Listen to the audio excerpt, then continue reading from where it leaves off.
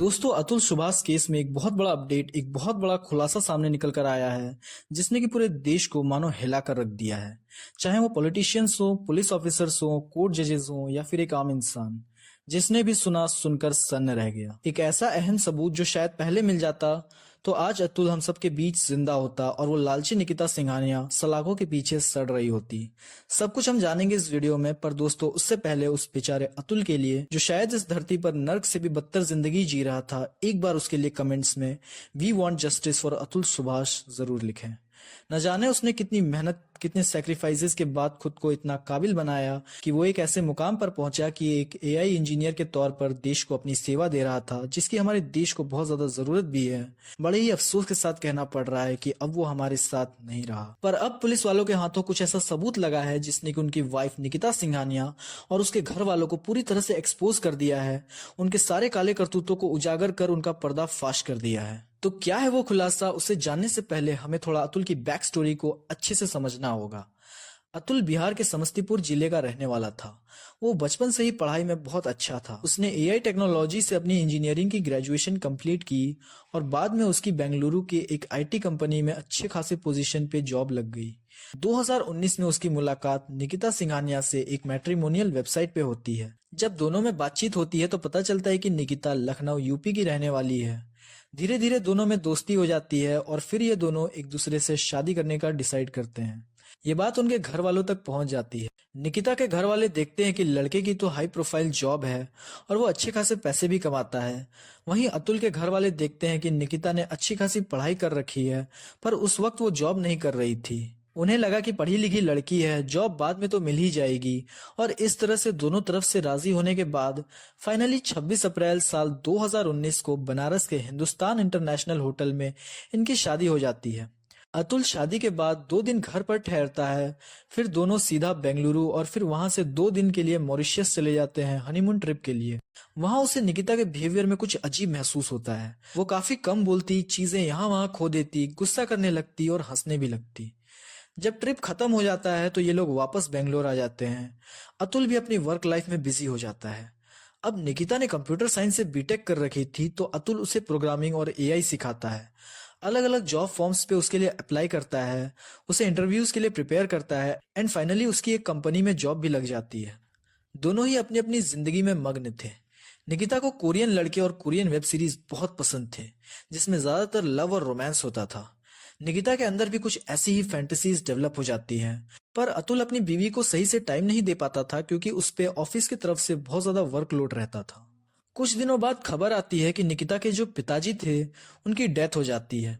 इधर निकिता भी प्रेग्नेंट हो जाती है और हेल्थ इश्यूज के कारण उसकी जॉब भी चली जाती है। निकिता इन सब का इल्जाम अतुल पे लगाती है और उसे ही इन सब का जिम्मेदार ठहराती है। घर पे बस यहीं से इन दोनों के बीच छोटी मोटी बातों को लेकर झगड़ा शुरू हो जाता है। हालांकि घर पर काम वाम करने के लिए अलग से नौकरानी और खाना बनाने के लिए कुक आते थे, पर प्रेगनेंसी का वक्त चल रहा था तो उसकी सेहत की देखरेख के लिए माँ को बुलाया जाता है। अब लड़के की माँ थी प्योर वेजिटेरियन, वहीं लड़की नॉन वेजिटेरियन। वो कुछ ऐसी ऐसी चीजें घर में मंगवाती जिनसे उनकी सास को एतराज होता था। ऊपर से उन्हें खाकर वो हड्डी और मांस डस्टबिन के जगह पर इधर उधर कोने में फेंक देती थी। बस यहीं से सास बहू में मनमुटाव बढ़ने लगा। जब बच्चे की डिलीवरी होती है तब लड़की का पूरा परिवार बेंगलोर आता है, लेकिन 1 BHK फ्लैट में इतनी जगह नहीं थी कि सब के सब साथ ठहर सके। इसलिए अतुल उनके ठहरने के लिए एक होटल बुक करता है।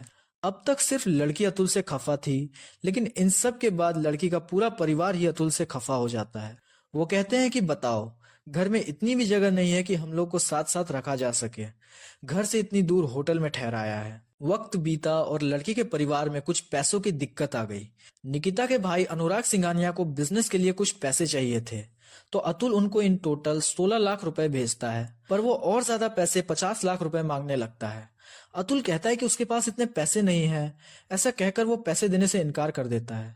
निकिता बार बार अतुल पे पैसे देने का दबाव बनाती है, पर जब अतुल साफ साफ पैसे देने से इनकार कर देता है तब इनके बीच में रिश्ते और भी ज्यादा खराब हो जाते हैं। 2021 को वो बेंगलोर छोड़ देती है और बेटे के साथ अपने घर लखनऊ आ जाती है। अतुल को लगा कि शायद वो गुस्सा है, कुछ दिनों में जब उसका गुस्सा शांत हो जाएगा तब वह खुद चली आएगी, लेकिन ऐसा बिल्कुल भी नहीं होता है। और जो होता है उसकी कल्पना अतुल ने कभी सपने में भी नहीं की होगी। 8 महीने बाद यानी कि 24 अप्रैल 2022 को निकिता जौनपुर के सरदार कोतवाली में अतुल और उसके घर वालों पर इन टोटल 9 केसेस पर मुकदमा दर्ज करती है, जिसमें आईपीसी धारा 302 मर्डर, जिसमें निकिता का ये कहना था कि अतुल और उसके घर वालों ने शादी के बाद उसके पिता से 10 लाख रुपए की डिमांड की, जिससे कि उनको गहरा आघात पहुंचा और उनकी मृत्यु हो गई। हालांकि बाद में जब एविडेंसेस जुटाए गए तो पता चला कि उनके पिताजी अक्सर बीमार रहते थे, उन्हें हार्ट की प्रॉब्लम थी और ब्लड क्लॉटिंग के कारण उनकी डेथ हुई थी। अगली धारा उनके ऊपर 377 अननेचुरल सेक्स का लगाया जाता है। हालांकि उन पे ऑफिस वर्क का इतना लोड रहता था कि नेचुरल सेक्स का टाइम ही नहीं मिल पाता था, तो अननेचुरल सेक्स तो दूर की बात, साथ ही उनके वाइफ के कुछ ऐसी फैंटेसीज थी जो आप स्क्रीन पे पढ़ सकते हैं, जिनके साथ कोई भी पुरुष, आई डोंट नो, कोई भी कंफर्टेबल होता होगा।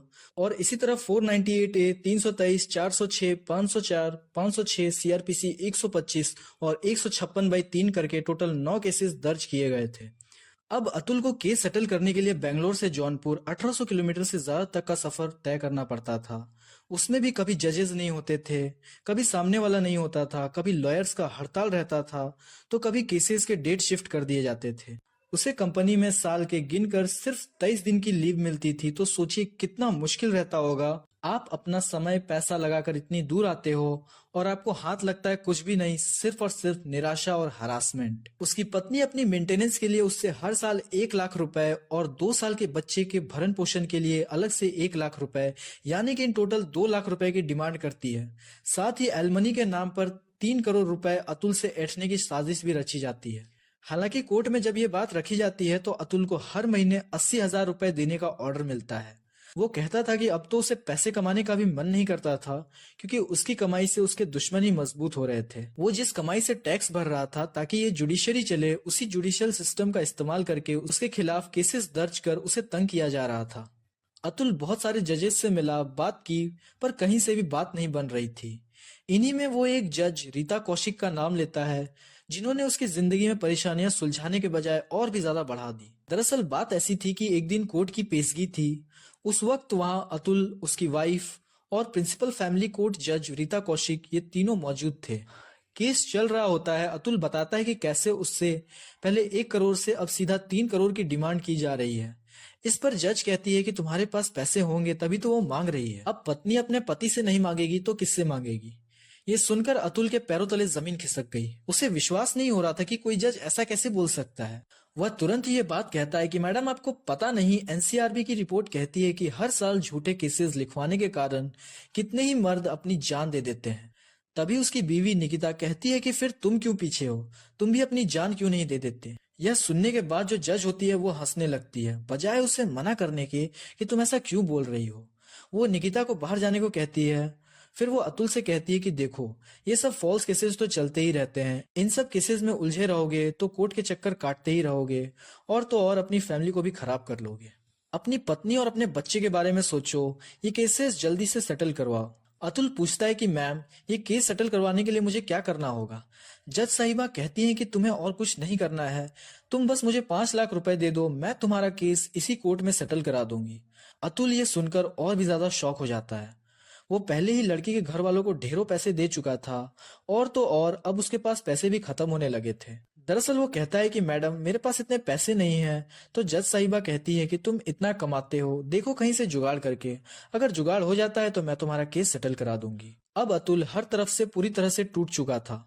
वो ऑलरेडी इतने पैसे खर्च कर चुका था, इतने कोर्ट के चक्कर काट चुका था। अतुल के साथ साथ उसके परिवार में उसके माता पिता, भाई, सब पर केसेस दर्ज थे।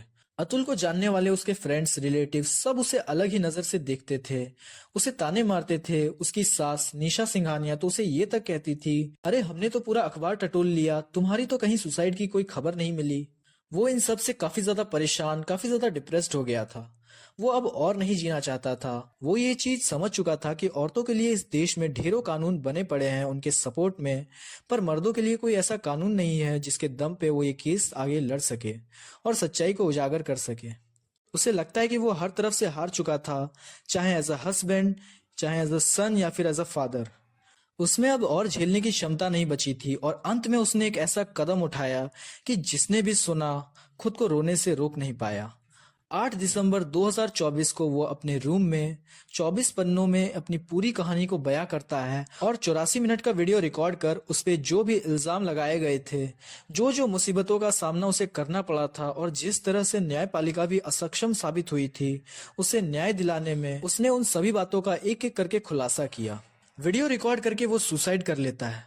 अगली सुबह यानी कि 9 दिसंबर को पुलिस कंट्रोल में एक कॉल आता है जिसमें अतुल के जो पड़ोसी लोग थे वो अतुल की आत्महत्या की बात पुलिस को बताते हैं। पुलिस वहां पहुंचती है तब उन्हें वहां अतुल की बॉडी और वही पन्ने और वही वीडियो रिकॉर्डिंग मिलती है, जिसके बाद में ये घटना एक नेशनल हेडलाइन बन जाती है। और भला देश का वो कौन सा कोना होगा जहां पर सोशल मीडिया की पहुंच ना हो।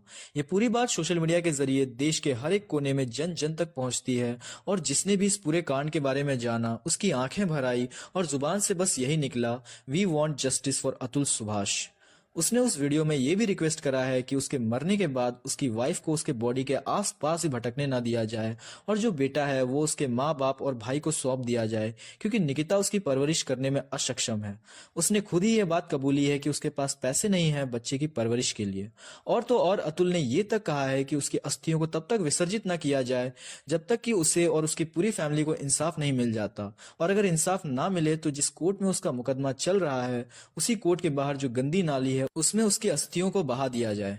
दोस्तों, इतना सब होने के बावजूद भी निकिता और उसके परिवार वालों में किसी भी प्रकार का शोक, किसी भी प्रकार का अफसोस नजर नहीं आ रहा है।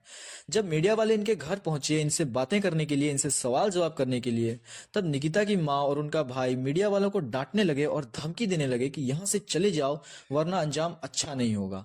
सोचिए, ये लोग ऑन कैमरा मीडिया को धमकी दे रहे हैं तो अतुल से किस तरह का बर्ताव करते होंगे। जब निकिता समेत पूरे परिवार को यह एहसास होता है कि उनका तो अब सारा भांडा फूट चुका है और कभी भी पुलिस उनकी तलाश के लिए आकर उन्हें गिरफ्तार कर सकती है, तब वे तुरंत अपना घर बार छोड़कर अलग अलग जगह जा छिपते हैं। होता भी बिल्कुल वैसा ही है। पुलिस इस घटना के बाद उनकी तलाश शुरू कर देती है और फाइनली निकिता को हरियाणा के गुरुग्राम और उसकी मां और भाई निशा सिंघानिया एवं अनुराग सिंघानिया को यूपी के प्रयागराज से इन्हें गिरफ्तार कर लेती है। साथ ही पुलिस एक और शख्स की तलाश में है जो उनके रिलेटिव लगेंगे, शिशुन सिंघानिया। फिलहाल कोर्ट ने इन तीनों को 14 दिन के लिए जुडिशियल कस्टडी पर रखा है ट्रायल के लिए, और आगे इस केस से रिलेटेड जो भी अपडेट्स आएंगे वो हम आपको अलग से वीडियो बनाकर अवश्य सूचित करेंगे। उसके लिए आप चैनल को सब्सक्राइब कर लें और नोटिफिकेशन को जरूर ऑन कर लें।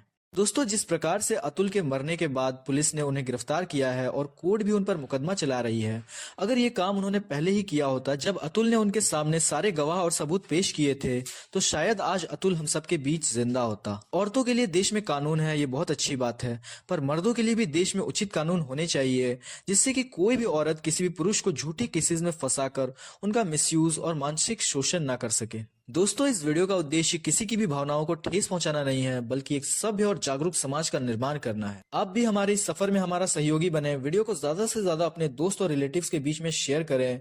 ऐसी ही और सच्ची घटनाओं पर आधारित वीडियोस देखने के लिए हमारे चैनल को सब्सक्राइब करें। मिलता हूं आपसे किसी नेक्स्ट वीडियो में, तब तक के लिए बाय बाय।